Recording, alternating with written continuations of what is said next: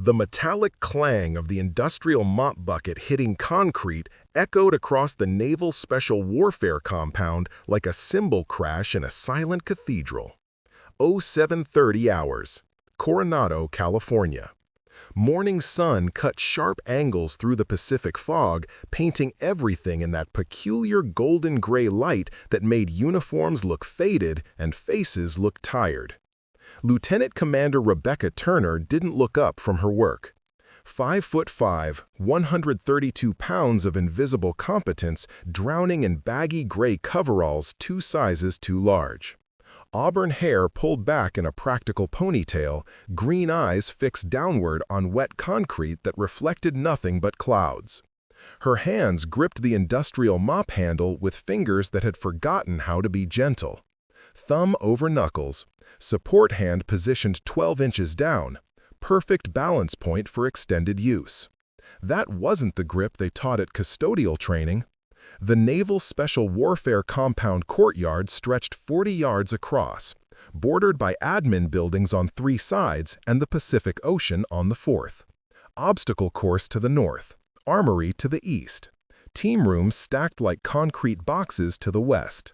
In the center, 47 personnel stood in loose formation, coffee cups steaming in the cool morning air. Commander Dylan Fisher stood at the front of the formation like a statue commissioned to represent confidence. 6'1", 195 pounds of polished authority wrapped in pressed khaki uniform that probably cost $200 to get that crisp. Blonde hair with premature gray at the temples that somehow made him look distinguished rather than old. 42 years old. Wedding ring catching morning sun like a signal mirror. Square jaw elevated at an angle that suggested he'd practiced the pose. He was conducting an informal morning briefing. Emphasis on informal. No salutes, no rigid attention, just SEALs and support staff drinking coffee and pretending to listen while checking phones. Turner pushed the mop in smooth 8-foot strokes, working the perimeter of the courtyard. Industrial cleaner smell mixed with salt air and gun oil.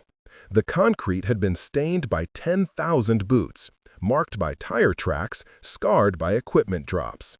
She'd been cleaning this same section for 3 weeks, every morning, 0700 to 1100 hours. Then she moved to the admin building, then the team rooms. Then she went home to a studio apartment that felt too quiet and smelled like nothing. Walt Griffin had given her the job without questions.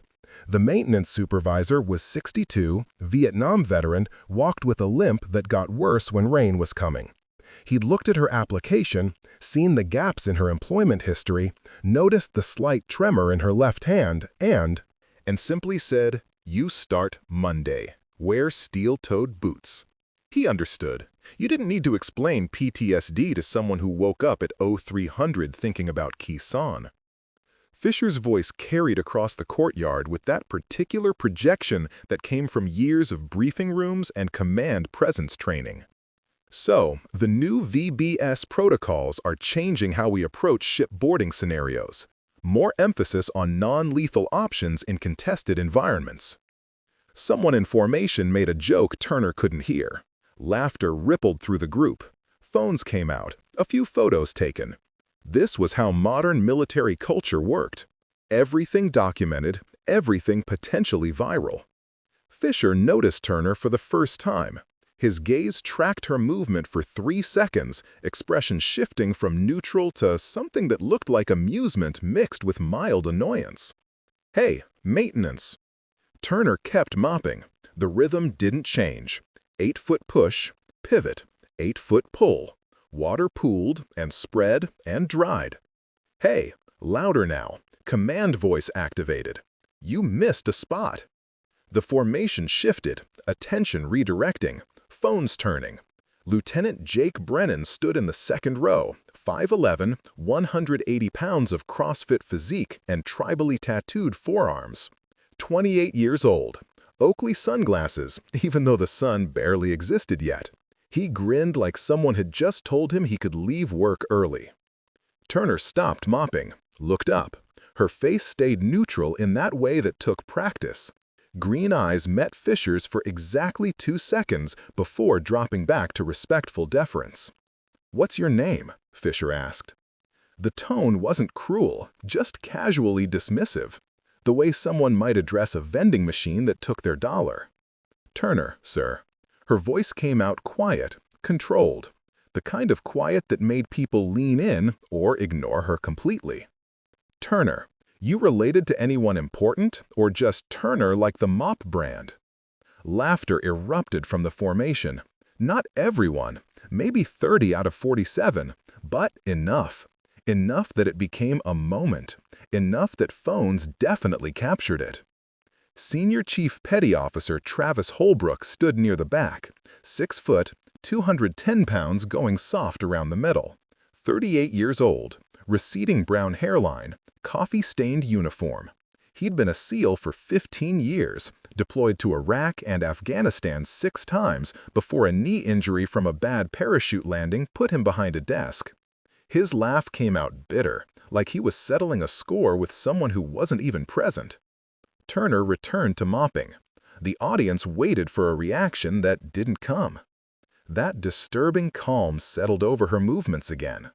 The kind of calm that suggested either profound patience or complete dissociation.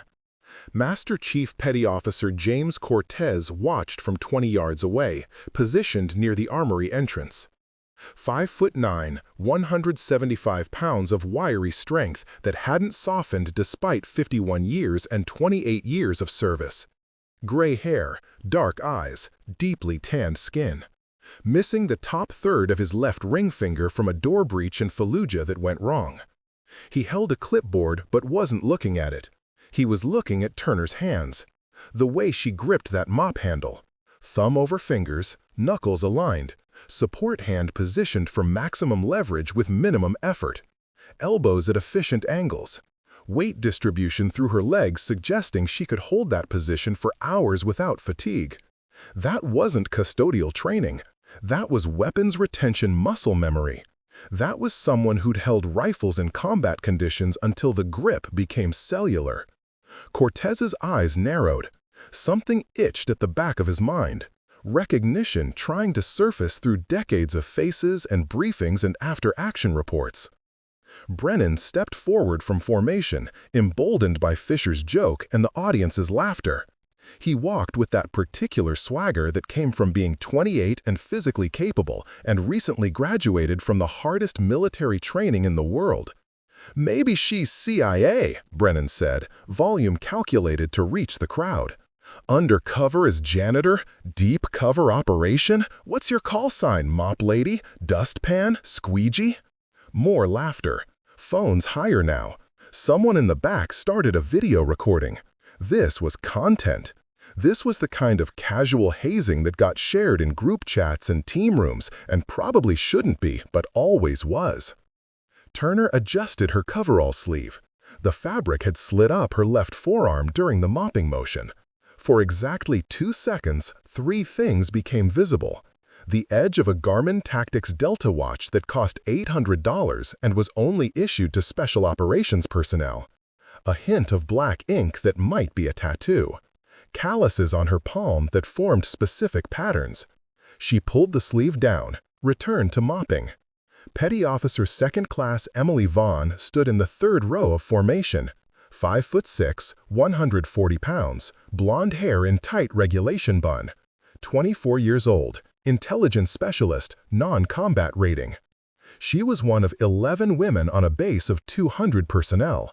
Her gray eyes tracked between Fisher, Turner, and the laughing crowd with an expression that suggested profound discomfort. She'd tried to join conversations about women in combat roles before. It never went well. The arguments always circled back to physical standards and unit cohesion and tradition. She'd learned to stay quiet, but watching this felt different, felt wrong in a way she couldn't articulate. Holbrook added his contribution from the back. "Standards really are dropping. Next they'll have janitors running buds orientation." The formation loved it. Even the people who weren't laughing were smiling. Shared in-group moment. Reinforcement of hierarchy. Civilian on base reminded of her place. Fisher raised a hand, settling the crowd like a conductor. All right, let's get back to it. But he was smiling. The moment had been his. The audience had responded. Social capital earned. Turner finished her section, wrung out the mop, lifted the bucket with both hands, 50 pounds of water and industrial cleaner. Her grip showed perfect hand placement. Weight distributed through her core. No strain visible in her shoulders. Cortez watched her walk toward the maintenance closet. That gait. Weight on the balls of her feet. Shoulders back but not rigid. Head on a swivel despite appearing to look down. Situational awareness. Maintaining 360-degree coverage while appearing meek. He'd seen that walk before. In team rooms, in forward operating bases. In people who'd spent years in environments where losing awareness for 3 seconds could cost lives. The morning briefing continued. Coffee finished, formation dissolved. 47 people returned to their jobs, most already forgetting the maintenance lady who'd provided 2 minutes of entertainment. Turner entered the maintenance closet. Concrete walls, metal shelves, smell of chemicals and old mops. She set the bucket down. Stood in the darkness for exactly 30 seconds, breathing controlled, hands steady. On her left forearm, hidden beneath the coverall sleeve, a tattoo marked the skin in black ink. A trident symbol, anchor and eagle and pistol. Beneath it, a date, November 3rd, 2023. Beneath that, 8 names in small, precise letters. Yemen, hostage rescue, her call. Her team, her survivors. She pulled the sleeve down, picked up a spray bottle, returned to work. Outside, the sun finally burned through the fog. The morning briefing dissolved into smaller conversations. Clusters of SEALs discussing weekend plans, training schedules, deployment rotations. Commander Fisher remained near the center of the courtyard, holding court with his inner circle. Lieutenant Brennan and Senior Chief Holbrook had gravitated to him like moths to a porch light. Turner emerged from the maintenance closet, carrying a spray bottle and microfiber cloths. Her next task was the exterior windows of the admin building. 12 panels of reinforced glass that collect salt residue from ocean air and handprints from personnel who couldn't. Brennan leaned while talking. She started at the far left panel. Spray, wipe, check for streaks. Move right. The rhythm was meditative, mindless, exactly what she needed. Fisher's voice carried across the courtyard. I'm just saying, standards matter. You lower the bar, you get inferior results. It's mathematics. Holbrook nodded with the enthusiasm of someone who'd found validation. 15 years ago, this base was different. Everyone here earned their place. Now we've got civilians wandering around with clearances they don't understand. Brennan leaned against the armory wall, arms crossed. My buds class started with 180 guys. 23 graduated. 23! And now they want to make it easier because feelings matter more than capability. Turner sprayed the next window. The chemical smell mixed with ocean salt. Her reflection appeared briefly in the glass, before the wipe cloth erased it. Auburn hair, scar running temple to jaw, green eyes that looked older than 34. Speaking of capability, Fisher said, volume increasing slightly, performative volume, the kind meant to reach beyond immediate conversation. Our maintenance expert over there probably thinks she could do our job, probably watches too many movies, thinks SEALs are just people who look cool holding guns. Brennan grinned, pushed off the wall, walked toward Turner with that lazy confidence that came from being physically superior and socially protected. 20 feet away, 15, 10. He stopped 5 feet from her, close enough to invade space, far enough to claim innocence if questioned. Hey, Turner, you ever shoot a gun? She continued wiping the window, didn't turn. Yes? Yeah? What kind? Your boyfriend's .22 at the county fair? Different kinds. Brennan laughed, looked back at Fisher and Holbrook for audience validation. They were watching. So were others. Maybe 20 personnel lingering in the courtyard now, sensing entertainment. "Different kinds," Brennan repeated, mocking her quiet tone. "You know what an M4 is?" "Yes." "Sure you do." He adjusted his belt.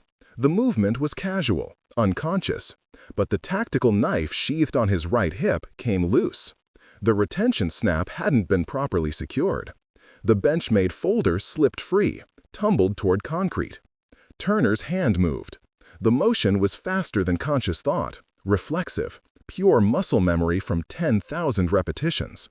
Her right hand snapped out, caught the knife by its handle mid-fall, fingers wrapping around the grip with perfect purchase, thumb over spine, index finger along the frame, tactical grip, combat-ready position. The catch took 0.8 seconds. She froze. The knife sat in her palm like evidence, like confession. Brennan stared, his mouth opened slightly. The easy confidence flickered. Turner extended the knife toward him, handle first, blade pointed away. Proper weapon transfer protocol, the kind taught in close-quarters combat courses and special operations schools. Brennan snatched it from her hand. "Don't touch my gear!" But his voice had changed, lost the mocking edge, replaced with something that might have been confusion or might have been the first trace of unease. Turner returned to the window. Spray, wipe, breathe. Master Chief Cortez had witnessed the catch from 30 yards away. He set his clipboard on a nearby bench, walked closer. Not directly toward Turner, just repositioning himself to observe. That catch had been wrong. Velocity, angle, grip placement. That wasn't luck. That was training. Fisher approached Turner's position. Holbrook followed. The audience was growing. 30 personnel now. Phones out. This was becoming a thing. "That was a nice catch," Fisher said. His tone suggested politeness wrapped around skepticism. "You play softball or something?" "No, sir." "Volleyball? You've got quick hands." Turner said nothing. She moved to the next window. Her jaw was tight. Cortez noticed that. The way her shoulders had gone rigid. She knew she'd made a mistake, revealed something that shouldn't be revealed. Holbrook stepped closer. Too close. Invasion of personal space meant to intimidate. "You know, Turner, this area needs cleaning too." He pointed at the concrete near her bucket, then, with deliberate casualness, kicked the mop bucket. 50 pounds of industrial cleaner and water toppled. Liquid exploded across the concrete, flooding the area she'd already cleaned. The bucket rolled, clanging against the building wall. "Oops," Holbrook said, zero remorse in his voice. "Guess you'll need to start over, sweetheart." The courtyard went silent. 30 people watching. Half were smiling. Half looked uncomfortable. None intervened. Petty Officer Vaughn stood near the admin building entrance, her hands clenched into fists at her sides. She took one step forward. "Sir, that's not—" "Return to your station, Petty Officer." Fisher's voice cut through her objection like a blade. "This doesn't concern intelligence." Vaughn's mouth closed. Her face flushed red. She stepped back, swallowed whatever words were trying to escape. Turner knelt down, retrieved the bucket, began mopping the spilled cleaner. Her movements were methodical, calm. That disturbing calm that suggested either infinite patience or complete emotional shutdown. Brennan joined the circle, emboldened by Holbrook's action and the crowd's silent approval. "You know what I think? I think Turner here watches too much YouTube. Probably thinks she knows about tactics and weapons because she binged Black Hawk Down." Turner wrung out the mop, stood, walked toward the maintenance closet to refill the bucket. Her path took her near the exterior armory wall where a rifle rack stood for inventory checks. 6 M4A1 carbines locked in vertical position. Standard SOP Mod Block 2 configuration. She glanced at them. Just a glance. 2 seconds, maximum. Then she stopped, turned her head slightly, looked at Fisher. Her voice came out quiet but clear. "Those M4s have aftermarket triggers, SOP Mod furniture, EOTech EXPS3 holographic sights with G33 magnifiers. Someone upgraded from standard issue. Probably Glisella triggers, 2-stage, 3.5-pound pull weight. Silence dropped over the courtyard like a net. Those were not civilian observations. That was nomenclature, technical specifications, the kind of knowledge that required hands-on experience or classified training documentation. Fisher's expression shifted. The casual amusement vanished, replaced by something sharper. How do you know that? Turner looked away. I read. You read? Where? Gun magazines? Wikipedia? She didn't answer, returned to walking toward the maintenance closet. But the damage was done. The question hung in the air like smoke. Cortez moved closer to the rifle rack, examined the weapons Turner had identified. Every detail she'd mentioned was correct. Glisella SSA triggers, SOP mod furniture, EOTech optics. Those modifications cost $2,000 per rifle. They weren't in manuals. They weren't public information. He turned, looked at Fisher. Commander, maybe we should... Fisher raised a hand. I've got this, Master Chief. But Fisher's voice had changed too, lost the performative quality. Now he sounded like someone trying to solve a puzzle that didn't make sense. Holbrook wasn't convinced. She probably dated some operator, picked up terminology. Happens all the time. These base groupies learn the language and think that makes them qualified. Brennan nodded. Yeah, stolen valor by osmosis. But neither of them sounded certain anymore. Turner returned with a refilled bucket, resumed cleaning the spilled area. Her hands were steady, her breathing controlled. But Cortez noticed the slight tension in her shoulders, the way she positioned herself to maintain visual contact with all nearby personnel, the micro-adjustments in stance that kept her balanced and ready to move. Those were threat assessment behaviors, combat zone habits. You didn't learn those from dating someone. You learned them from deployments where relaxation meant death. Fisher edited out his phone, typed something, put it away. When he looked at Turner again, his expression had shifted from amusement to something that looked like irritation mixed with curiosity. Turner, he said, where did you work before this? Different places. Different places. Can you be more specific? Contract work, sir. What kind of contract work? She wrung out the mop. I'm not authorized to discuss previous employment without proper clearance. The courtyard erupted in laughter. But it was different laughter now, nervous, uncertain, like people laughing at a joke they didn't quite understand. Fisher stepped closer. Not authorized. You're a maintenance worker on a Navy base. You clean floors. What possible contract work requires authorization to discuss? Turner looked up, met his eyes. For the first time, her expression showed something other than neutral deference. Something cold, something that looked like warning, the kind that requires proper clearance, Commander. Then she returned to mopping, and the silence that followed felt heavier than anything said before. Commander Fisher's jaw tightened. The crowd had grown to 40 personnel now. Word was spreading through the compound. Something interesting was happening in the courtyard. People emerged from team rooms, admin offices, the chow hall, phones pointed like weapons. Fisher's voice dropped into command register, the tone that expected immediate compliance.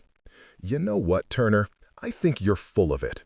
I think you're someone who learned some terminology and now you're playing games. So let's settle this right now. He turned to Brennan. Lieutenant, get an M4 from the rack. Unloaded, clear it first. Brennan moved quickly, retrieved one of the carbines Turner had identified, dropped the magazine, racked the charging handle 3 times, checked the chamber visually and physically. Weapon clear. He carried it to Fisher. Fisher took the rifle, held it across his chest, looked at Turner. You seem to know a lot about these weapons, so here's a simple test. Field strip this M4, completely, then reassemble it. You've got 90 seconds. The courtyard went silent, except for ocean wind and distant sounds of training ranges. Turner stood motionless, mop still in her hands. Her expression revealed nothing. Problem? Fisher asked. I thought you knew weapons, or was that all talk? Holbrook stepped forward. Make it interesting, Commander. Blindfold her. If she really knows these rifles, she should be able to do it by feel. That's what we train for. Brennan pulled a black shemagh from his cargo pocket, the tactical scarf SEALs used for desert environments. Here, this'll work. Fisher smiled. Not warm. Predatory. Even better. Turner, you want to prove you know what you're talking about? Do it blindfolded. 2 minutes. If you can't, you admit you were lying and apologize to everyone here for wasting our time. Turner set down the mop, wiped her hands on her coveralls, walked toward Fisher. Her gait was different now. Less shuffle, more purpose. Weight on the balls of her feet. Master Chief Cortez watched from 15 yards away. His eyes narrowed. That walk. He'd seen it before. Recently. But where? Turner took the rifle from Fisher. Her hands moved over it like reading Braille. Fingers traced the selector switch, the magazine well, the trigger guard. She pressed the takedown pin slightly, testing resistance. Then she looked up. This rifle has been modified with non-standard pins, anti-walk trigger pins. They're tighter than factory spec. Brennan's face flushed. He'd been the one to grab that specific rifle, the one he'd personally modified last month. Fisher's smile faded slightly. Can you do it or not? Yes, sir. Then stop making excuses and prove it. Turner handed the rifle back momentarily. Brennan stepped forward with the shemagh, wrapped it around her eyes twice, tied it tight, tested it by waving his hand in front of her face. No reaction. He handed her the rifle. Turner stood in the center of the courtyard, surrounded by 40 faces, all watching, all recording. The weight of judgment and expectation pressing down like atmosphere. She took a breath. Then her hands moved. Right hand pressed the rear takedown pin, pushed it through with controlled force, compensating for the anti-walk tension. Separated upper and lower receivers, set the lower aside. Pulled the charging handle and bolt carrier group free in one smooth motion. Rotated the bolt, extracted the firing pin, removed the cam pin, separated bolt from carrier. Her movements were fluid, no hesitation, no fumbling. Each action flowed into the next like water. The buffer spring came out, then the buffer. Stock extension cleared. Every piece placed in organized spacing on the concrete. She could see the layout in her mind, muscle memory from thousands of repetitions in different environments. Night ops, desert dust, Arctic cold. Her hands knew this weapon better than most people knew their own faces. 43 seconds elapsed. The crowd wasn't laughing anymore, wasn't talking. The only sounds were wind, distant surf, and the metallic clicks of weapon disassembly. Cortez stepped closer, watched her hands, the way her fingers moved with absolute confidence despite the blindfold. The spacing of parts on the ground forming a perfect pattern. Upper receiver at 12 o'clock, bolt carrier at 1, charging handle at 2. Every component positioned for efficient reassembly. She began rebuilding. Bolt into carrier. Cam pin inserted and rotated. Firing pin through the channel. Everything reversed. Her hands never hesitated, never searched. They knew exactly where each piece waited. Buffer and spring into lower receiver. Upper and lower joined. Takedown pins pressed home despite the anti-walk resistance. Charging handle racked. Function check performed. Trigger pulled to verify reset. She removed the blindfold.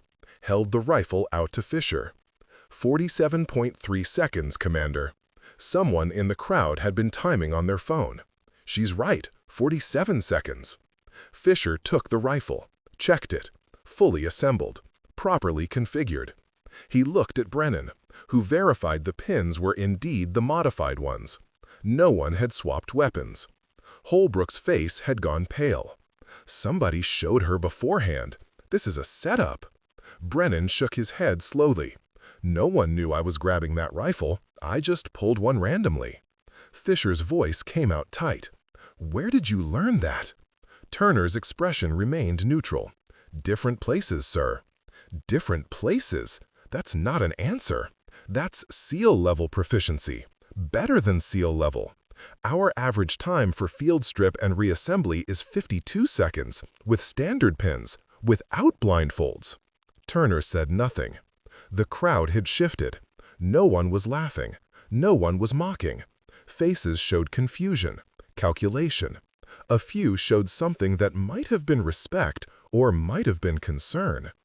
Petty Officer Vaughn stood near the back, her gray eyes wide, a small smile forming despite herself. Fisher handed the rifle back to Brennan, pulled out his phone, typed something. His jaw worked like he was chewing words he couldn't say. When he looked up again, his expression had hardened. "All right, you got lucky. Maybe you had training somewhere. Maybe your prior service and you're playing some game. But field stripping is one thing. Anyone can memorize that. Let's see if you can actually shoot." He pointed to the outdoor range visible beyond the courtyard, 100 yards away. Steel targets at various distances. You want to prove you're not faking? Prove it. M4, iron sights, standing position, 100 yards, moving target, 5 rounds. Let's see what you've actually got. Turner looked at the range, then back at Fisher. "Commander, I'm on duty. I have work to complete. I'm ordering you to demonstrate. Consider it a security evaluation. Anyone with your apparent knowledge level needs to be verified." Holbrook added, "Besides, you started this. You're the one who claimed to know weapons. Now back it up or admit you're a fraud." The crowd had swelled to 55 personnel. Word was spreading faster now. Social media posts going up, text messages flying. Something unprecedented was happening. Master Chief Cortez moved to Fisher's side, spoke quietly. "Commander, maybe we should check her background file first. Verify credentials before we—" "I want to see what she can do, Master Chief, right now. If she's legit, fine. If she's stolen valor, I want it exposed publicly." Turner stood motionless for 5 seconds. The courtyard held its breath. Then she nodded once. "Yes, sir." The crowd moved toward the range like a tide. Fisher led the way. Brennan retrieved ammunition and a rifle with iron sights only, no optics. Harder shot. Holbrook activated the moving target system, a human-shaped silhouette on a motorized track, left-to-right movement at walking speed. Turner accepted the rifle, checked chamber, inserted magazine, chambered around, selector to semi-automatic. Her movements were economical, professional. She walked to the firing line, assumed standing position, feet shoulder width, knees slightly bent, upper body leaning forward, rifle shouldered, cheek weld established, breathing controlled. The range went quiet. The target began moving, left to right, 3 feet per second, 100 yards distant. Turner's finger moved to the trigger. She fired. The first round hit center mass. The metallic ping echoed across the range. She adjusted, fired again. Another hit, center mass. 3 more rounds, 3 more pings, all within a 12-inch circle at 100 yards, on a moving target, with iron sights, from standing position. Brennan checked the target through a spotting scope. His voice came out flat. 5 for 5. Grouping is 1.2 inches. Fisher stared at the target, then at Turner. "What the hell are you?" Turner safed the rifle, dropped the magazine, cleared the chamber, handed the weapon back to Brennan. "I'm maintenance, sir. May I return to work now?" But no one was listening, because Master Chief Cortez had just remembered where he'd seen her face before. Commander Fisher's face had gone from confident to confused to something approaching anger. The kind of anger that came from losing control of a situation that should have been simple.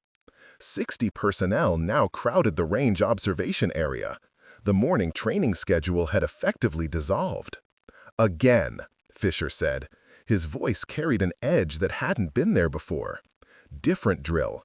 Let's see if that was beginner's luck." Turner stood at the firing line, rifle still in her hands. She said nothing, just waited. Holbrook stepped forward.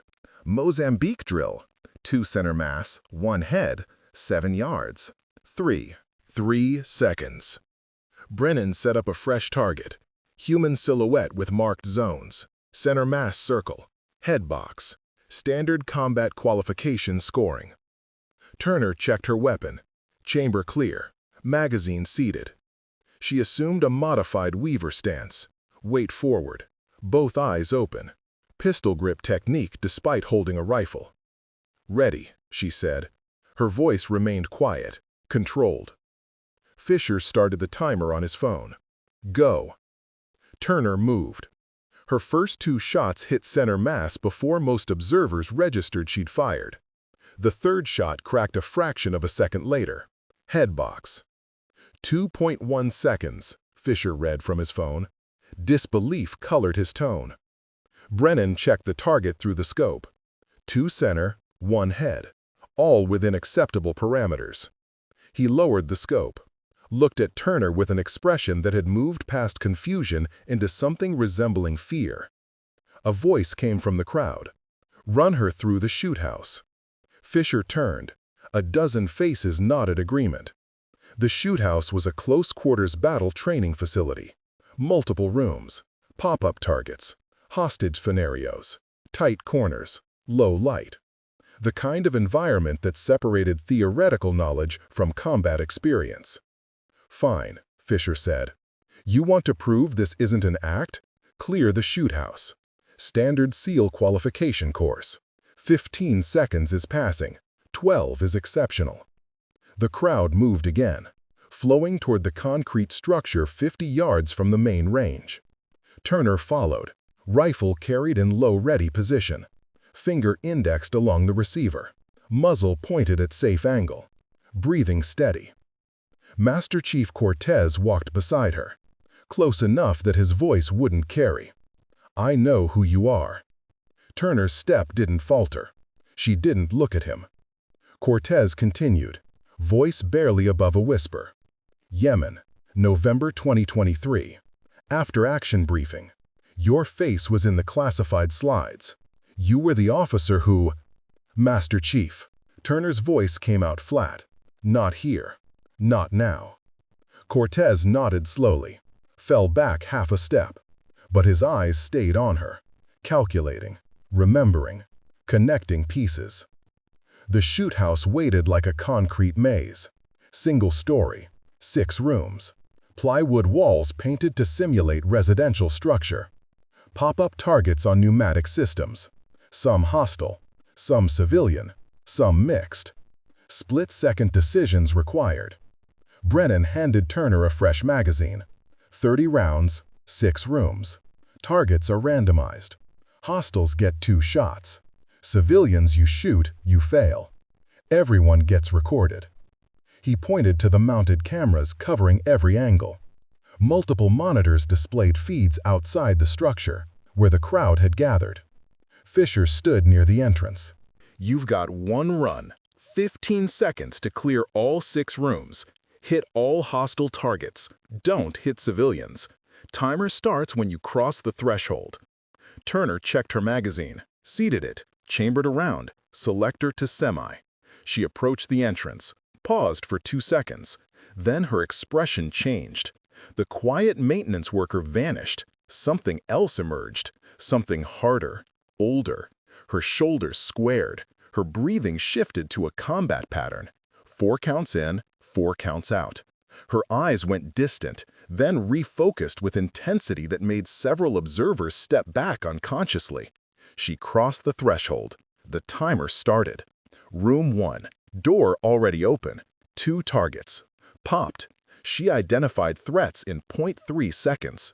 Hostile left, civilian right. 2 rounds left target, center mass. Move. Room 2. Closed door. She didn't slow. Boot struck door next to handle. Wood splintered. Door flew inward. 3 targets. Hostile front, hostile right, civilian center. 4 rounds, 2 per hostile. Mozzie coffee pattern without thinking. Move. Room 3. Immediate left turn. Target already exposed.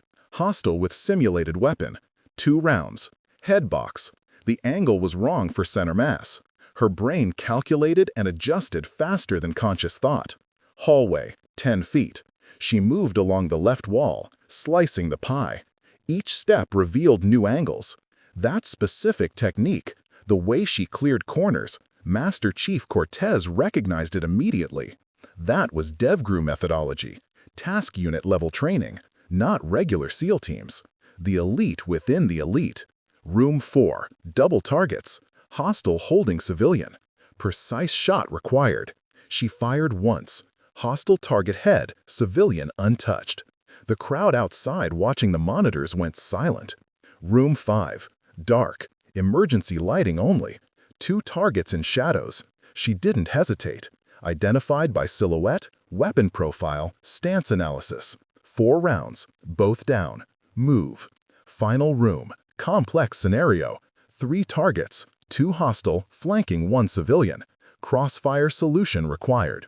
She entered at an angle, fired right, rotated, fired left. Both hostiles down before either could theoretically return fire. Civilian unharmed. She exited the structure. Selector to safe, magazine dropped, weapon presented in safe condition. Fisher stared at his phone timer. 11.4 seconds. The crowd erupted, not in mockery, in shock, in disbelief, in recognition that whatever was happening was far beyond their initial assumptions. Brennan ran into the shoot house, checked every target, returned. His face had gone pale. 14 rounds fired, 7 hostile targets, all eliminated. 2 rounds each except the hallway target. That was a Single headshot. 0 civilian casualties. Holbrook's voice came out strangled. That's not possible. That's better than our instructors. Turner set the rifle on the safe table, started walking back toward the main compound, back toward her mop and bucket and the life she'd been trying to live. Fisher moved to intercept. Stop. You're not going anywhere. She stopped, turned. Her eyes met his, and for the first time, he saw what was actually there. Not a maintenance worker, not a civilian, something else entirely. Commander, I have work to complete. Work? You just ran a shoot house faster than anyone on this base. You demonstrate expert-level marksmanship. You know classified weapon configurations. And you think you're going back to mopping floors? Her jaw tightened. Yes, sir. Who are you? Really? I told you, I'm contracted maintenance. My credentials are on file with base security. Fisher pulled out his phone, made a call. This is Commander Fisher. I need base security to pull personnel file for maintenance contractor named Turner. First name Rebecca. I need it now. He waited. The crowd waited. 60 faces watching, recording. This moment would be shared across every military social media platform within an hour. Fisher's expression changed as he listened to the response. What do you mean restricted? I'm the training command officer. I have clearance for all base personnel. He listened more. His face went from red to pale. Flag officer authorization required for a maintenance worker. Turner's coverall had torn slightly during the shoot house run. The fabric near her right shoulder had caught on a door frame. Through the tear, black ink was visible. Part of a tattoo. An eagle. Part of an anchor. The beginning of something significant. Cortez saw it, stepped closer. His voice carried across the silent crowd. Show them your forearm. Turner's eyes snapped to him. Cold, warning. Cortez didn't back down. Show them, Lieutenant Commander. They deserve to know who they've been mocking. The title hung in the air like a grenade with pulled pin. Fisher's phone slipped slightly in his hand. Lieutenant Commander? What are you talking about? Turner's hand moved to her coverall sleeve. For 5 seconds she didn't move, didn't breathe. The entire base seemed to hold its breath with her. Then she pulled up her sleeve. The tattoo revealed itself in full. A trident, eagle, anchor, and pistol rendered in black ink. Below it, a date, November 3, 2023. Below that, 8 names in small, precise script. Below that, words in Latin. The only easy day was yesterday. The SEAL motto. Brennan's voice came out as a whisper. That's a DevGru trident. That's not regular teams. Teams. That's His phone rang. Fisher's phone rang. 3 other phones in the crowd rang simultaneously, all from the same source: base security, command office. Someone had made calls. Someone had started checking files. Fisher answered his phone, listened. His face transformed from confusion to horror to something that looked like he wanted the ground to swallow him. He lowered the phone, looked at Turner. When he spoke, his voice had lost all authority. "You're not maintenance." "I am maintenance," Turner said quietly. "I'm just also other things." "Other things? Like naval special warfare? Like DevGru? Like—" His voice broke. "Like a decorated combat officer who should have been recognized the moment she stepped on this base." Turner pulled her sleeve down. "I didn't want to be recognized, Commander. I wanted to mop floors. I wanted to be invisible. I wanted to not make decisions that cost lives. You took that from me." She turned to walk away. Fisher's voice cracked like breaking glass. "Officer on deck." 60 personnel snapped to attention, hands raised in salute, facing the woman they'd spent the morning humiliating. Turner stood with her back to them. Her shoulders shook once. Just once. Then steadied. She didn't return the salute. She just kept walking. Behind her, Commander Fisher stood frozen, hands still raised, realizing his career had just ended in 11.4 seconds. Turner made it 15 yards before the staff car arrived. A black Chevrolet Suburban with government plates and tinted windows pulled into the compound at precisely 10:47 hours. The vehicle stopped between Turner and the maintenance building. Rear door opened before the wheels finished rolling. Rear Admiral Patricia Hendricks stepped out. 5'7", 155 pounds of authority compressed into pressed service khakis. 56 years old. Steel gray hair in short professional cut. Blue eyes behind wireframe glasses that caught morning sun like targeting lasers. Ribbons on her chest told a story spanning 3 decades. Navy Cross, Distinguished Flying Cross. 3 Air Medals, Purple Heart. She'd flown combat helicopters in the Gulf War when most people said women couldn't handle the stress. She looked at Turner, then at the crowd of 60 personnel standing at attention, then back at Turner.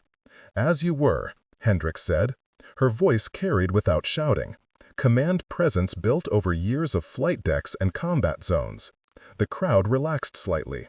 Hands dropped. But no one moved. No one spoke. Hendricks walked toward Turner. Her aide, a young lieutenant with a tablet, followed 3 steps behind. "Miss Turner, my office, now." Turner's jaw tightened. "Ma'am, I'm scheduled for—" "That wasn't—" Fisher stepped forward, saluted. "Admiral, I can explain the situation. This civilian has been—" Hendricks turned her gaze on him. The temperature dropped 15 degrees. "Commander Fisher, you're involved in this?" "Yes, ma'am. I was conducting a security evaluation of—" "A security evaluation." Hendricks' tone could have stripped paint. "Of a contracted maintenance worker, without authorization, without consulting her employment file, without verifying her clearance level." She paused. "Does that summary cover it, Commander?" Fisher's face reddened. "Ma'am, she was displaying knowledge of classified weapon systems and instead of quietly reporting this through proper channels, you decided to publicly challenge her. In front of how many witnesses?" "Approximately 60, ma'am."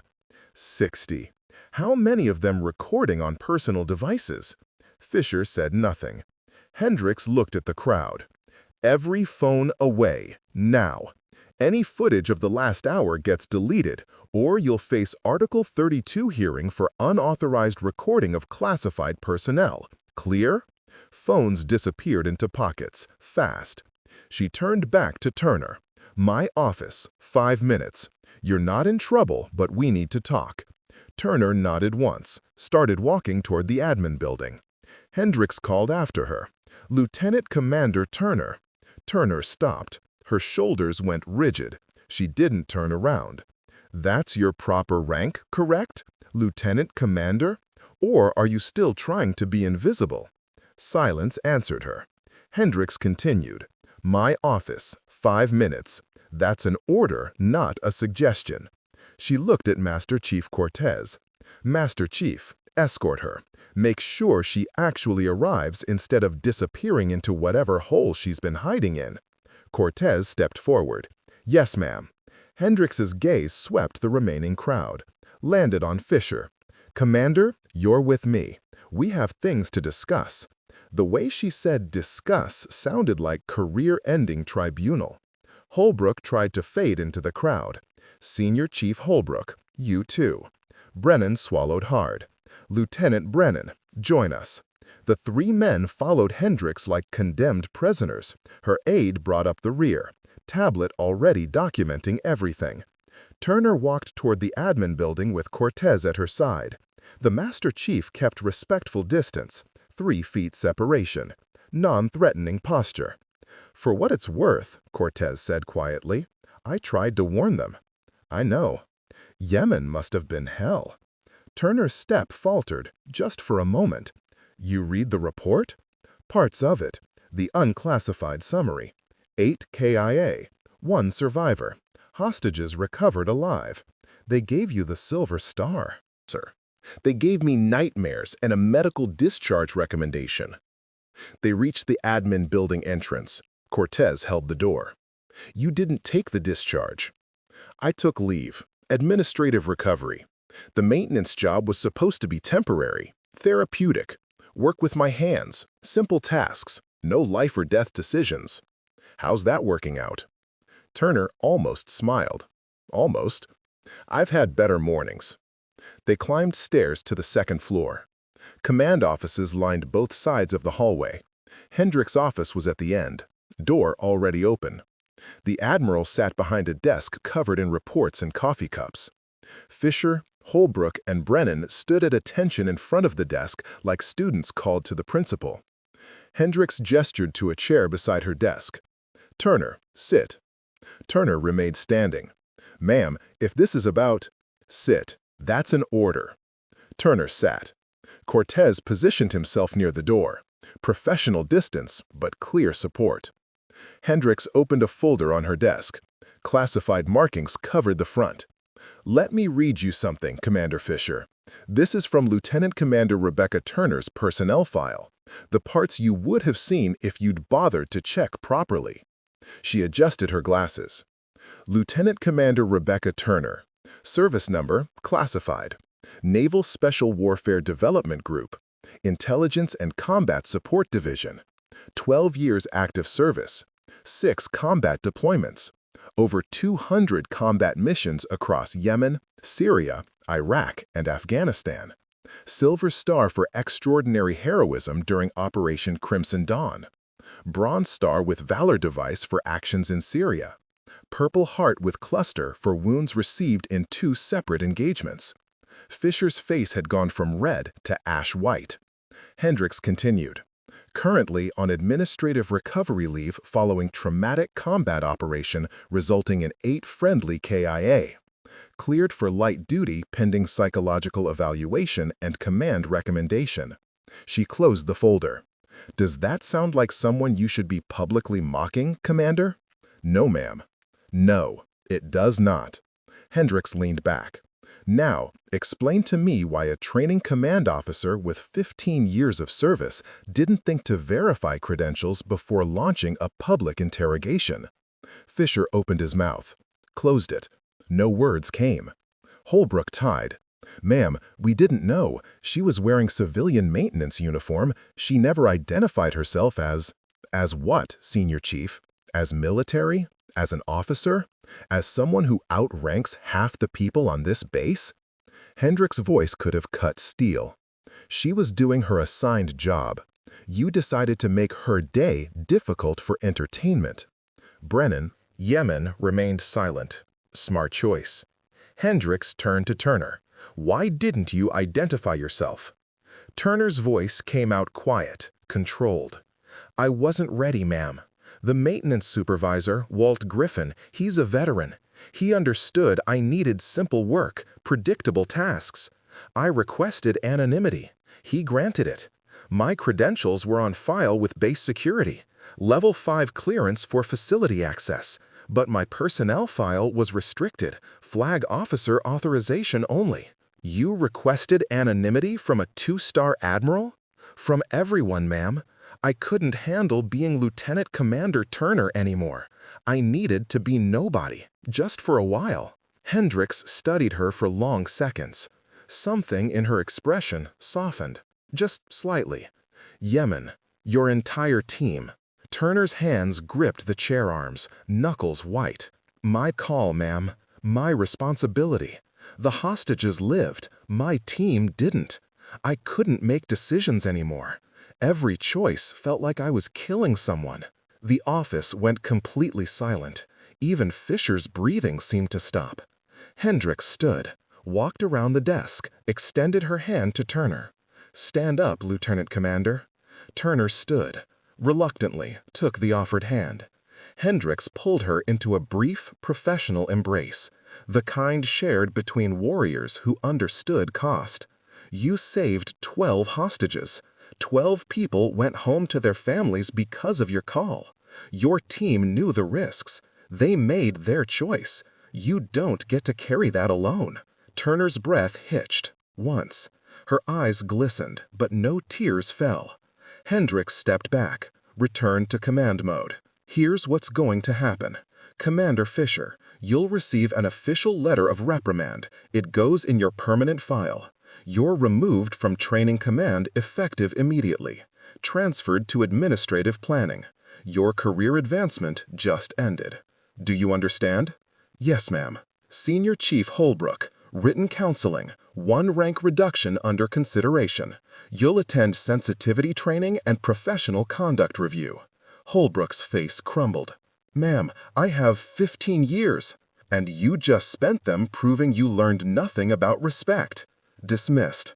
All 3 of you, report to personnel for processing. The 3 men filed out, broken, destroyed.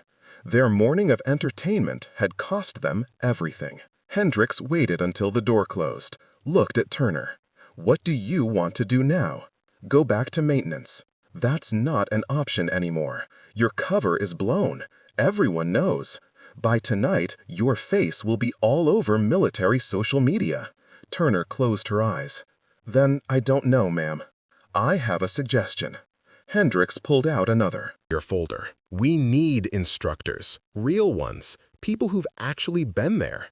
You could teach hand-to-hand combat, tactical training, but more importantly, you could counsel people dealing with what you're dealing with. PTSD, survivor's guilt, combat trauma. I'm not qualified to. You're more qualified than anyone else on this base. You've lived it. You're still living it. Hendricks paused. Part-time, 3 days a week.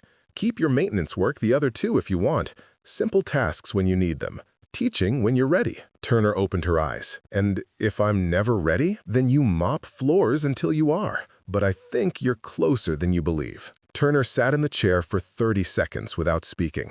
The office felt smaller than it should, walls pressing in. The familiar tightness started in her chest. 4 counts in, 4 counts out. Combat breathing. The only thing that worked when the panic started climbing. Hendricks watched her, recognized the signs. When did you last sleep through the night? November 2nd, 2023. The date before Yemen. Before everything ended. Nightmares? Every time I close my eyes, ma'am. 0300 like clockwork. I see their faces, hear the radio calls, the ambush starting, muzzle flashes, then silence, then body bags. Hendricks pulled a business card from her desk drawer. Captain Morrison, naval psychiatrist, specialized in combat trauma. She's helped a lot of people, including me, after the Gulf. Turner took the card, didn't look at it. Therapy doesn't bring them back. No, it doesn't. Nothing does. But it might help you live with yourself long enough to honor their sacrifice properly. Self-destruction isn't tribute, Lieutenant Commander. It's waste. Master Chief Cortez cleared his throat from his position by the door. Ma'am, if I may, the Lieutenant Commander's identity is about to become very public. We should prepare a statement. Control the narrative before social media destroys it. Hendricks nodded. Good point. Turner, I need details. For the record, what exactly happened in Yemen? Turner's hands gripped the chair arms again, white knuckles, tendons visible. Ma'am, that operation is classified at I have clearance for everything in your file. DevGru operations included. I'm asking you to tell me, in your words. So, when I defend you to Naval Special Warfare Command, I know exactly what you survived. Turner closed her eyes. The office disappeared, replaced by desert night. Compound walls, thermal imaging showing hostile movement, radio chatter, her team waiting for her call. Her voice came out flat, disconnected, the way trauma victims recounted horror. Operation Crimson Dawn, November 3, 2023. Hostage Rescue in Yemen. 12 American contractors captured by Al-Qaeda affiliate.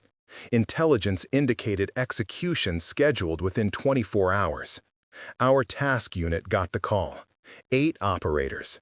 Me as intelligence officer and tactical coordinator. She opened her eyes, but wasn't seeing the office. We had good intelligence. Compound location, guard count, hostage location, entry and exit routes mapped. Standard direct action raid. Fast entry, overwhelm security, extract hostages. 20-minute operations start to finish. Hendricks leaned forward. What went wrong? Everything. Intelligence was compromised. We didn't know it. The enemy knew we were coming. Turned our raid into an ambush. We breached the compound, got inside, found the hostages. Then the walls exploded. RPGs, small arms fire from positions we didn't know existed. Crossfire from 3 directions. Her breathing accelerated. Cortez noticed, stepped slightly closer, ready to intervene if needed. Turner continued. My team lead, Commander Hayes, ordered immediate evacuation. But hostages were zip-tied, couldn't move fast. Someone had to stay, provide covering fire, buy time for extraction. Hayes made the call. 4 operators escort hostages, 4 stay and hold position. And you? I was exterior, overwatch position on a roof 300 yards out, coordinating with quick reaction force. I watched through thermal scope as my team held that compound. Watched them fight, watched hostile forces converge. I called for air support, denied. Too close to civilian structures. Called for QRF acceleration. They were 12 minutes out. Her voice cracked, first emotion breaking through. My team had maybe 4 minutes.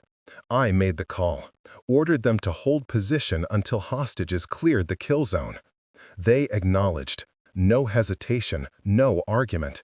They knew what I was asking. They did it anyway. Tears formed but didn't fall. Hostages made it to extraction point, all 12, alive. QRF arrived 9 minutes later, found 4 bodies.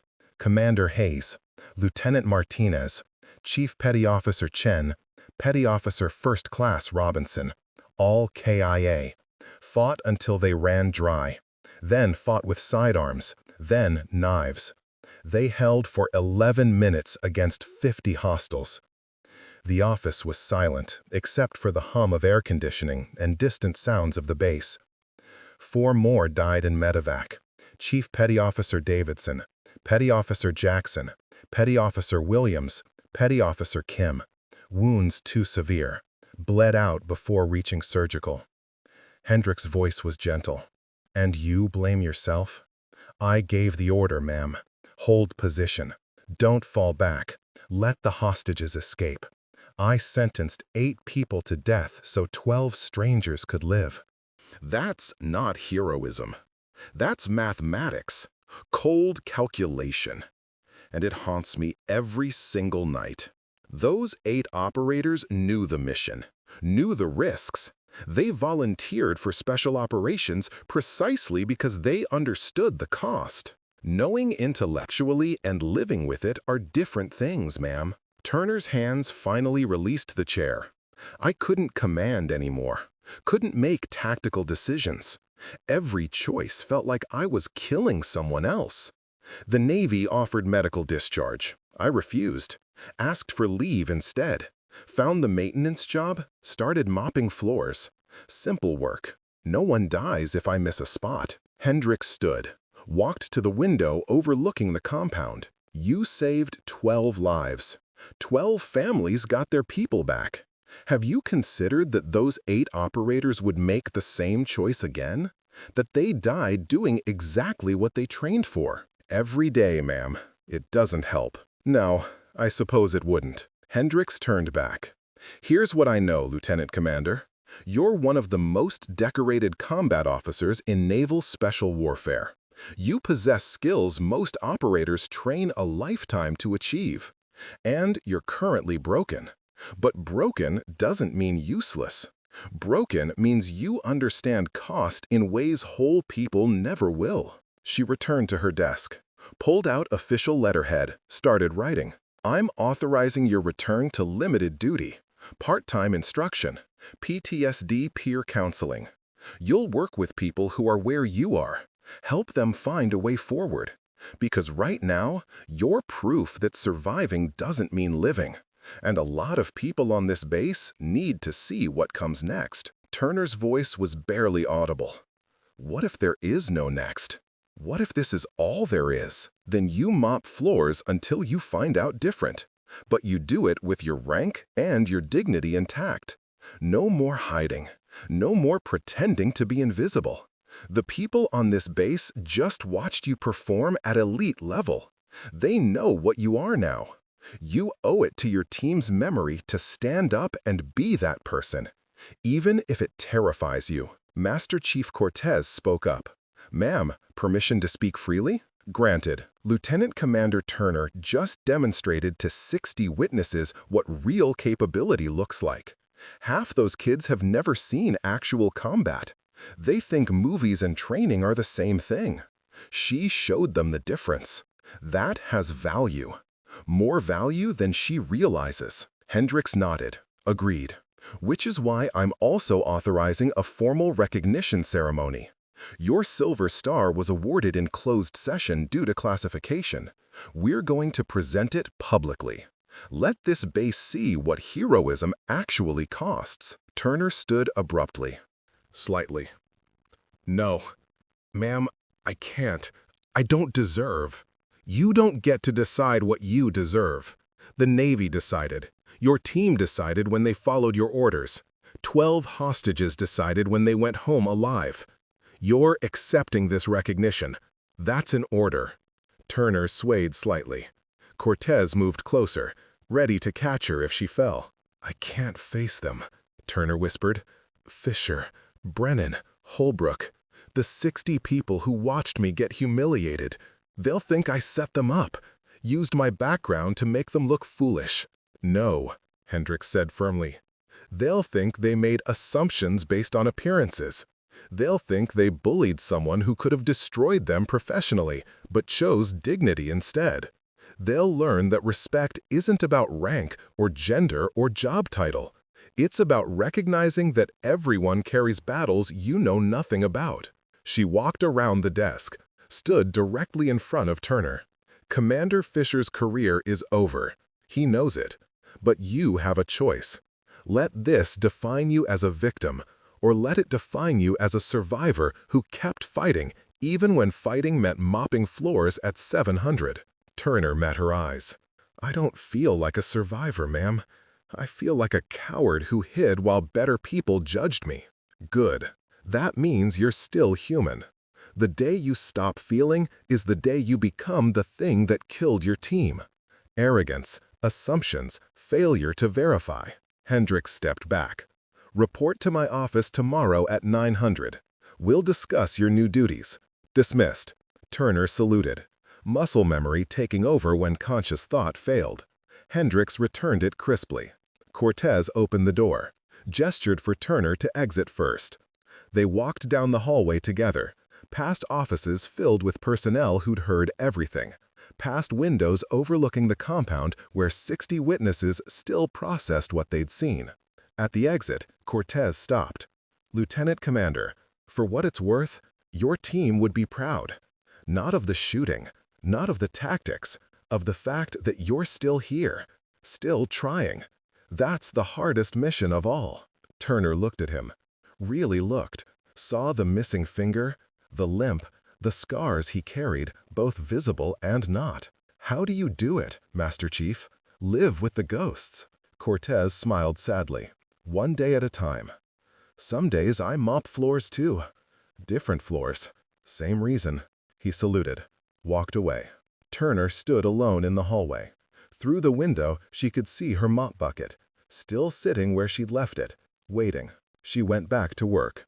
3 hours after the confrontation, the base had transformed into something resembling a funeral procession. Word spread faster than fire. Turner's identity. Her record. Yemen. The 8 names tattooed on her forearm. By 1400 hours, everyone knew. Turner finished mopping the admin building hallway. The same hallway she'd walked with Cortez. The concrete gleamed, spotless, perfect, meaningless. Footsteps approached from behind, heavy boots, hesitant pace. She didn't turn around. Lieutenant Commander, Holbrook's voice, stripped of all the arrogance from this morning, raw, broken. Turner wrung out the mop. Senior Chief.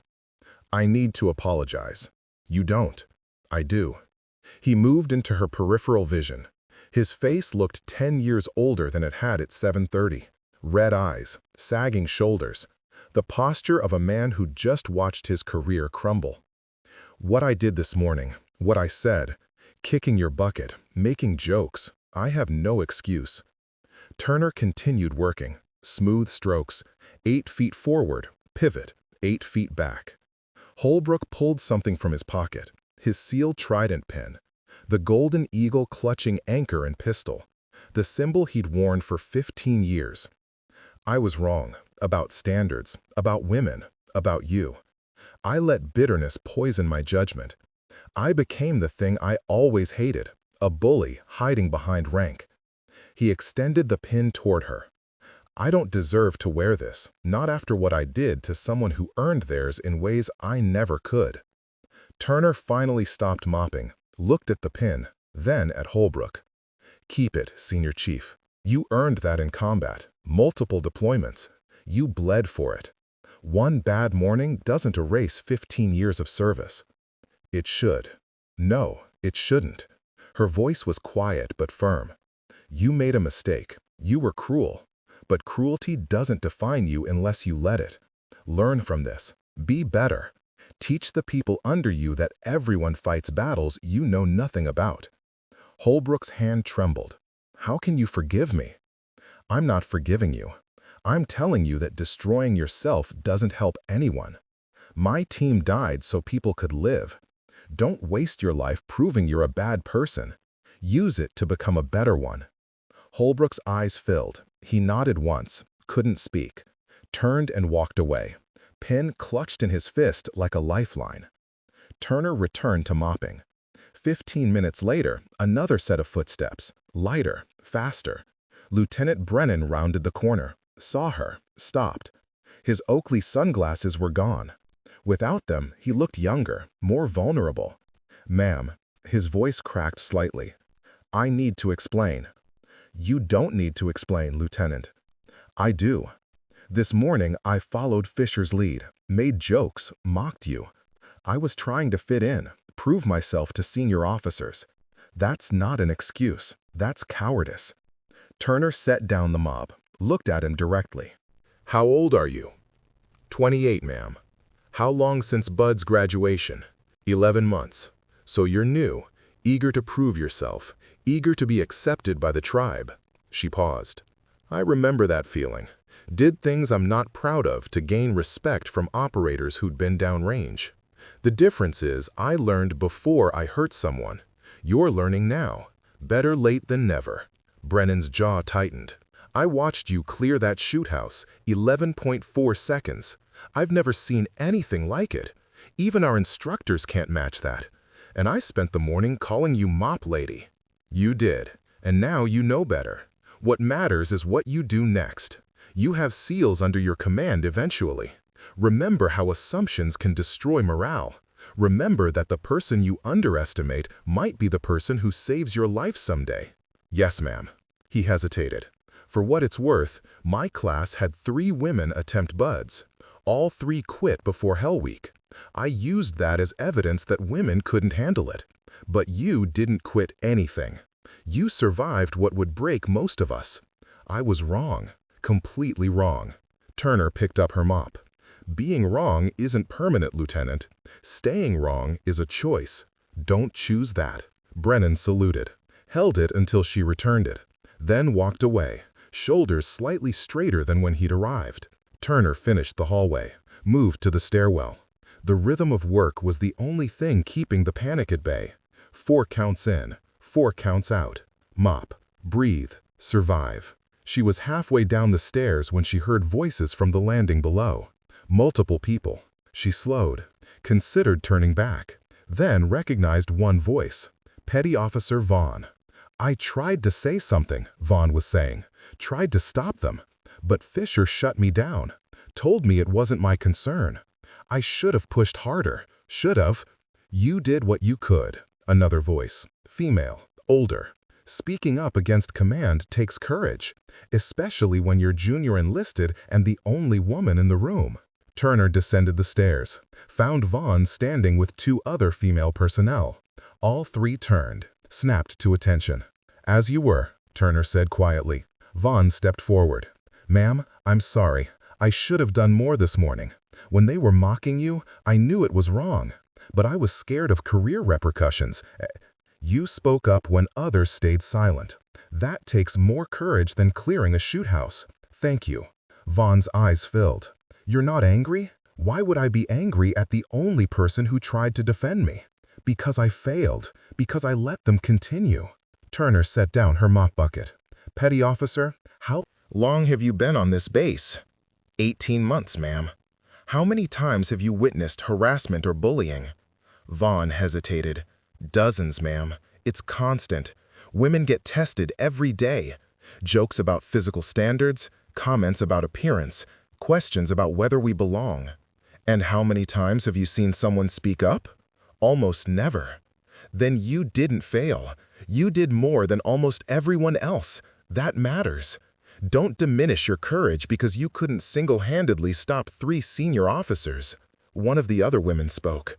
Ma'am, what you did today, the shooting, the shoot house, that video is everywhere.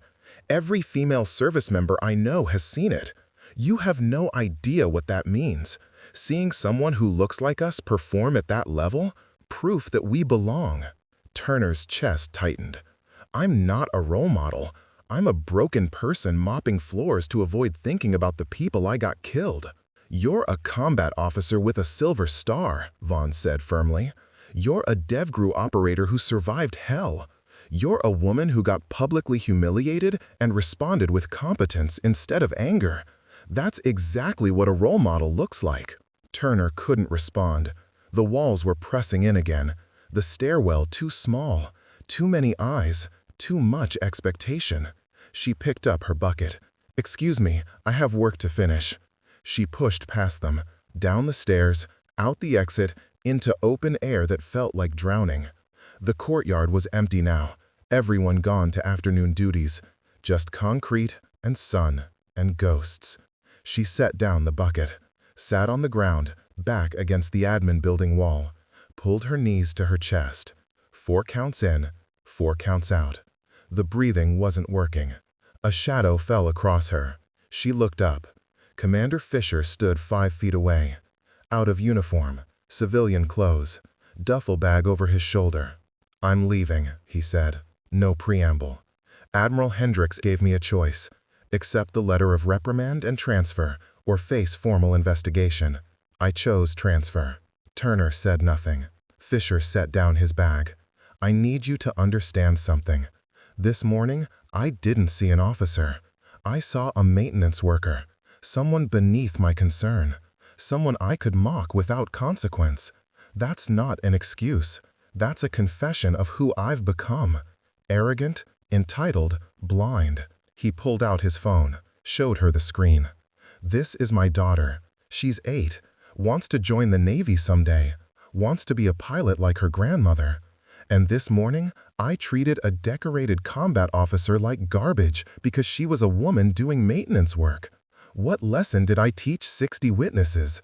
What lesson did I teach Each my daughter if she sees that video. Turner looked at the photo. Blonde girl, gap-toothed smile, eyes full of possibility. Fisher's voice broke. I'm sorry.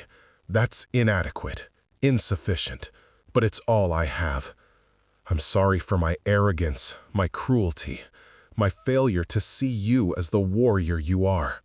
I'm sorry I made you a target because of my own insecurity. He picked up his bag. I hope someday you can forgive me, but I understand if you can't. What I did was unforgivable.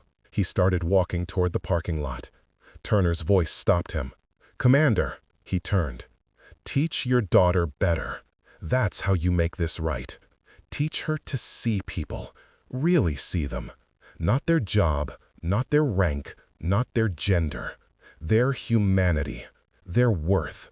Do that, and maybe this morning wasn't completely wasted. Fisher nodded, couldn't speak, walked away with shoulders shaking. Turner sat alone. The sun moved across the sky. Shadows lengthened. Her phone buzzed. Text from Master Chief Cortez. Team room, 1700 hours. People want to meet you properly. She typed back. Not ready. Response came immediately. They're not asking you to be ready. They're asking you to show up. Big difference. Turner closed her eyes. Thought about her team. The 8 names on her forearm. What would they want? Hide forever? Or stand up even when standing up felt impossible? At 16:55 hours, she stood, walked toward the team room. Each step felt like carrying weight. The door was open. Inside, 30 SEALs and support personnel. Veteran operators with decades of deployment scars. Young kids fresh from training. Master Chief Cortez at the center. They stood when she entered. Not at attention, just respect. Acknowledgement. Seeing her for the first time, Cortez spoke. Lieutenant Commander Turner, welcome home. And for the first time in 14 months, Turner felt like maybe she was. 3 months later, the metallic clang of a mop bucket hitting concrete echoed across the Naval Special Warfare compound. 06:45 hours. Same courtyard, same morning fog. But everything else had changed. Lieutenant Commander Rebecca Turner pushed the mop in smooth 8-foot strokes. Gray coveralls, steel-toed boots, auburn hair pulled back. She still mopped floors twice a week, still found peace in the simple rhythm. The difference was the shoulder patch now visible on her coverall. Naval Special Warfare insignia. Her choice to wear it. Her choice to be seen. 50 yards away, morning formation assembled. 40 personnel, mix of SEALs and support staff. But the atmosphere was different. No phones out, no casual mockery. Respect had become the default instead of the exception. Master Chief Cortez conducted the briefing. Training schedule for the week. Monday, Advanced Marksmanship with Lieutenant Commander Turner. Tuesday, CQB refresher. Wednesday, PTSD peer counseling session, also with Lieutenant Commander Turner. Attendance mandatory for all personnel. A hand raised. Young petty officer, fresh from buds. Master Chief, is it true the Lieutenant Commander cleared the shoot house in under 12 seconds? 11.4 seconds. Videos in the training archive. You can watch it. You can learn from it. What you can't do is treat it like entertainment. That performance came from years of experience most of you will never accumulate. Show respect. Yes, Master Chief. Turner continued mopping. She heard the exchange, didn't react. The stares didn't bother her anymore. The whispers, the reputation. She'd learned to carry it the same way she carried her PTSD. Present, heavy, but no longer crushing. Formation dissolved. Personnel dispersed. Several approached Turner's position, not to mock, to ask questions, techniques, training methods. She answered when she could, directed them to proper instructors when she couldn't. Petty Officer Vaughn approached with 2 other women. One wore SWAC insignia. The other, intelligence specialist markings. "Ma'am, we have that women's leadership meeting at 1100. You're still speaking, right?" Turner nodded. "Wouldn't miss it. Thank you. Having you there matters. Women see you and realize what's possible. That we don't have to choose between capability and femininity. That we can be whole people and still serve at the highest levels." The SWAC operator added, "My niece wants to join the Navy. She asked if women can be warriors. I showed her your video. She said she wants to be like you. That's the impact you have, ma'am." Turner's chest tightened. Good pressure this time, not panic. Pride? Maybe. The emotion was still unfamiliar. "I'm just doing my job." "No, ma'am. You're changing the culture, one conversation at a time." They walked away. Turner returned to mopping. The rhythm, the peace, the reminder that worth wasn't measured in complexity. Sometimes simple work was the hardest mission. "Lieutenant Commander." She turned. Holbrook stood 10 feet away. Senior chief rank still intact.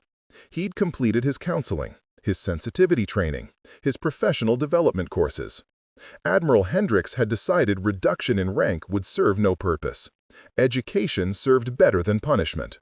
Senior Chief: "I'm leading a training dive this afternoon, teaching new guys about equipment failures at depth.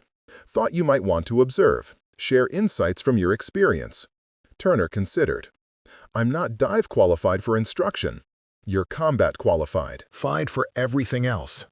Your perspective would help, if you're willing. She saw what he was really asking. Forgiveness, redemption, a chance to prove he'd learned. Proof that people could change. 1400 hours. I'll be there. Holbrook's shoulders relaxed. "Thank you, ma'am." He walked away. Different posture than 3 months ago. Humbler, more aware, better. Turner finished the courtyard, stored her equipment, changed from coveralls into proper uniform, khaki service dress, ribbons arranged in perfect rows, silver star prominent among them. The uniform felt less foreign now, less like costume, more like skin she'd shed and was slowly growing back. At 900, she reported to Admiral Hendricks' office, weekly check-in, psychiatric evaluation, progress assessment. The sessions had become routine, productive. Hendricks had her own trauma, her own ghosts, 2 warriors learning to live with cost. "How's the teaching going?" Hendricks asked. "Good. The advanced marksmanship class has 12 students, mix of experienced operators and new personnel. They're learning. I'm learning to teach without making every decision feel life or death." "And the PTSD counseling?" Turner hesitated. "Harder. Sitting with people in pain, hearing their stories. It brings up my own. But it helps. Knowing I'm not alone, knowing others survive what feels unsurvivable." "You sleeping?" "Some nights. 4 hours instead of 2. Progress." "Nightmares?" "Still there, but less intense. Therapy's helping. Captain Morrison is good at her job." Turner paused. "I'm learning that survivor's guilt doesn't disappear. It transforms, becomes something you carry instead of something that carries you."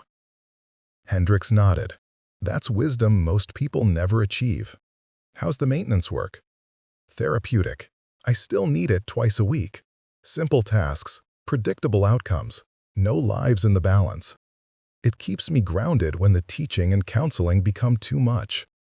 "Good. That balance is important. You're not required to be superhuman, Lieutenant Commander. You're allowed to be human who does extraordinary things when necessary." At 1100, Turner walked to the conference room. 15 women assembled, service members from various ratings and ranks. Monthly meeting established after her identity became public. Safe space, honest conversation, shared experience. She stood at the front. No podium, no notes, just presence. 3 months ago, I was invisible. I mopped floors and hoped no one would see me. I hid from my rank, my record, my trauma. I thought invisibility was safety. I was wrong. She pulled up her sleeve, showed the tattoo, the trident, the date, the 8 names. These are the people I got killed. Commander Hayes, Lieutenant Martinez, Chief Chen, Petty Officer Robinson, Chief Davidson, Petty Officer Jackson, Petty Officer Williams, Petty Officer Kim. I carry them everywhere. They're my reminder that leadership has cost, that decisions have consequences, that being responsible for lives means sometimes losing them. The room was silent, attention absolute. I hid because I couldn't carry that weight visibly, but hiding didn't make it lighter. It made it heavier. Invisibility became prison, and the morning Commander Fisher challenged me, that prison broke open. I didn't want it to, but it did, and I learned something important. She lowered her sleeve. Being seen is terrifying. Being judged, being held to standards, being representative of everyone who looks like you. It's pressure most of you feel every day. The weight of proving you belong, proving you're capable, proving you deserve the uniform. Vaughn nodded. Others joined her. Here's what I want you to know. You don't have to be me. You don't have to clear shoot houses in 11 seconds, or survive Yemen, or earn a silver star. You just have to show up, do your job, support each other, and remember that visibility isn't weakness, it's power. When they see you, when they judge you, when they test you, you're teaching them what capability looks like, what strength looks like, what the future of the military looks like. A young woman raised her hand. Intelligence specialist, maybe 22. Ma'am, how do you handle the days when you don't feel strong, when the weight is too much? Turner smiled. Sad smile. Honest smile. I mop floors. I do simple work. I let myself be human instead of hero. And I remember that strength isn't about never breaking. It's about breaking and choosing to keep going anyway. The meeting continued. Questions, stories, shared experiences. Turner listened more than she spoke. Leadership wasn't always about having answers. Sometimes it was about creating space for others to find their own. At 1400, she observed Holbrook's dive training, watched him teach with patience she'd never seen before. Kindness, awareness. He caught her eye once, nodded gratitude. She nodded back, acknowledgement. Not forgiveness yet, but possibility. At 1700, she walked back to the courtyard, grabbed her mop bucket, cleaned the areas she'd missed in the morning. The sun was setting, golden light through Pacific fog.